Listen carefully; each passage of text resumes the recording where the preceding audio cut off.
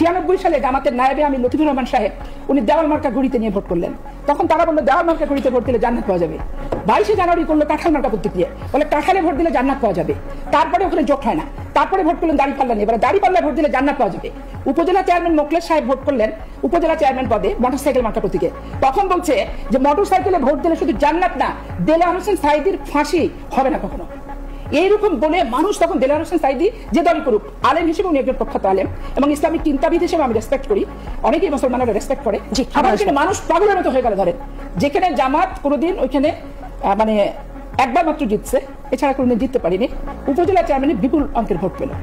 ভোটের অ্যানালাইসিসটা হচ্ছে দেলোয়ার হোসেন সাঈদীর ফাঁসি ঠেকাতে মোটরসাইকেলে মারো ভোট।